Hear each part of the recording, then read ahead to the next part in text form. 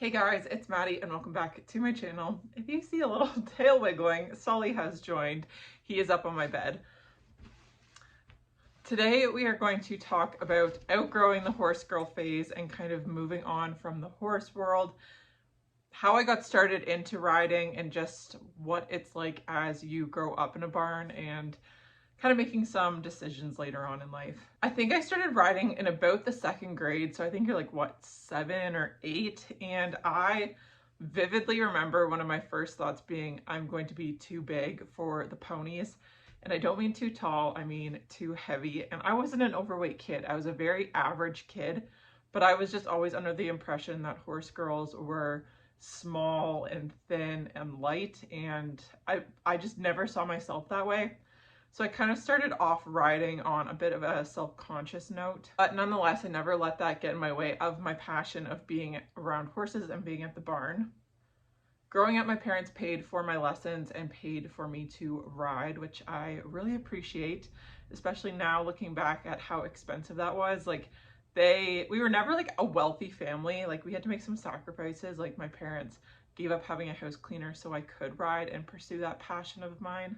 So even though we weren't rolling in the cash, they always found a way for me to ride and to be at the barn. So we could afford weekly lessons. So I would just go out for once a week, ride for an hour, and then come home. That was that. But you know, I needed the clothes, and then I wanted to get my own brush set, and then I wanted to get my own saddle pads.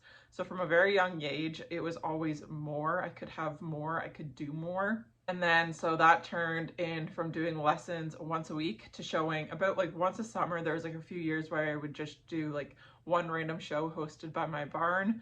So then that turned into doing monthly shows during the summer. So from like May till September, we would do a show once a month. And then that turned into me co-boarding. So that's another expense on top of that. And it just kept snowballing, and there was always more. Like it was never enough. I wasn't doing enough. I could always be doing more. And that meant more money being put into the barn and more of my hours being spent at the barn.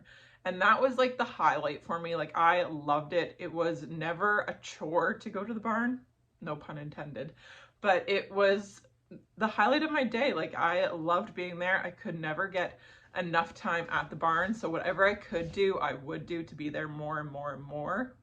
Eventually it got to the point where I was riding about 4 times a week plus a lesson on top of that, and showing almost every other weekend during the summer.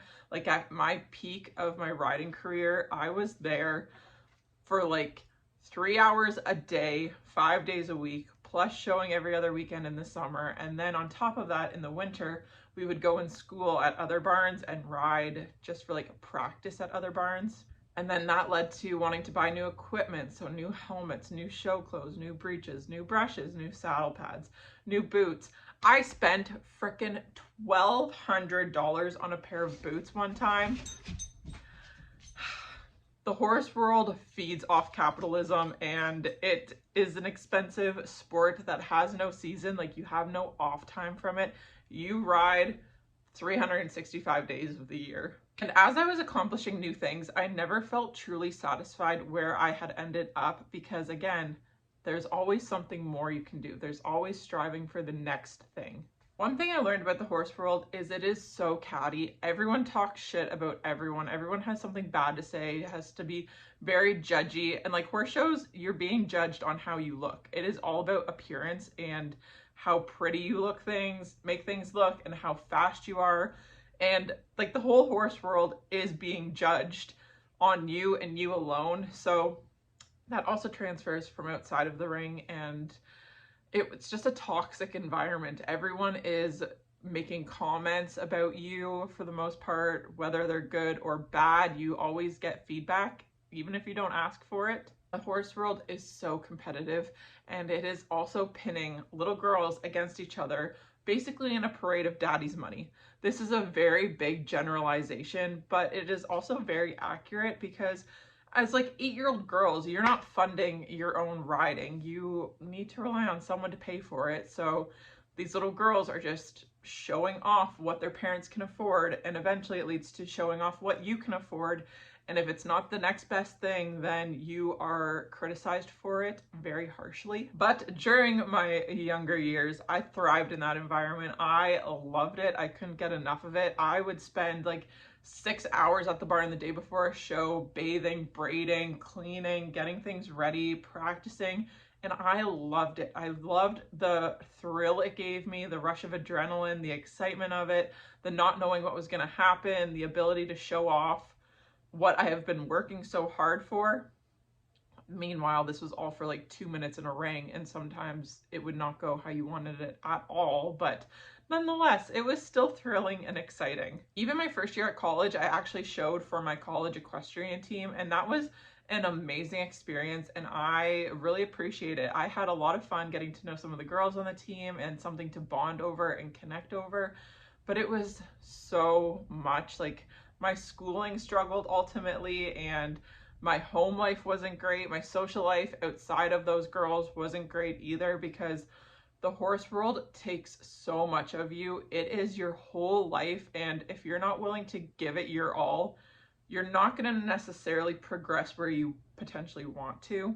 And with that being said, because so much of my time was dedicated to the barn, I wasn't able to expand on other hobbies, and horses were my whole life. And for that time period, that's what I needed and that's what I wanted. But there came a point where I wanted more. I wanted to have other areas of my life also be a priority, and with where I was at in my riding, it wasn't an option. It was pretty much horses or nothing. While riding, I also wasn't able to appreciate and love things beyond what money could buy, because the horse world is very much about what you can buy, and money makes all of the difference in that environment. It's very sad, but it's very, very true. Like, money will make or break you as a rider. So 3 months ago, I decided to give it all up entirely.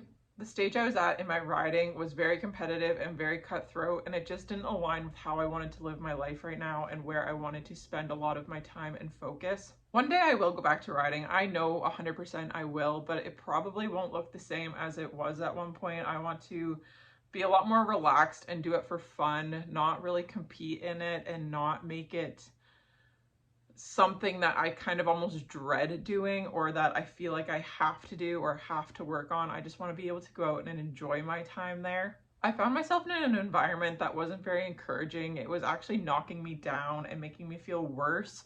So I stepped back. I didn't take a break. I completely removed myself from that entirely, and I knew I wouldn't be able to like slow it down and to take a step back. I had to give it up completely. I don't regret my decision at all. I wondered if I would, or like kind of, I do mourn it a little bit, like being at the barn and having that consistency in my life, but it's allowed me to fall back in love with so many of my other hobbies, like reading, knitting, baking. I literally sound like a grandma, but that's okay. And like going on hikes and cooking and just being on Pinterest and things like that. It's allowed me more time to understand myself more and to figure out more things that I enjoy doing, so I can have a bit of a better balanced lifestyle. It's allowed me to take care of myself, figure out what I want, and to have a much needed break.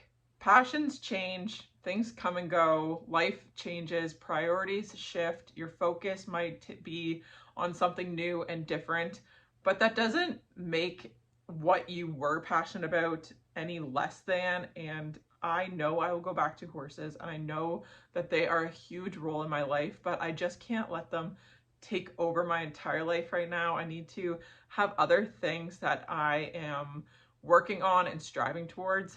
That being said, I hope you enjoyed this video, and if you're going through the same thing, just don't be too harsh on yourself. Don't feel like you need to push yourself to a breaking point and kill yourself over this passion. If you're not enjoying it, take a break, take a step back, reevaluate. It will never go anywhere. You can always go back to it, but you can't necessarily miss something unless you give it up for a bit. And that was the case with me. I kind of took it for granted at some point, so I need to give myself some space to miss it a bit and then want to fall back in love with that sport all over again. Anyways, I will see you guys in my next video. Bye!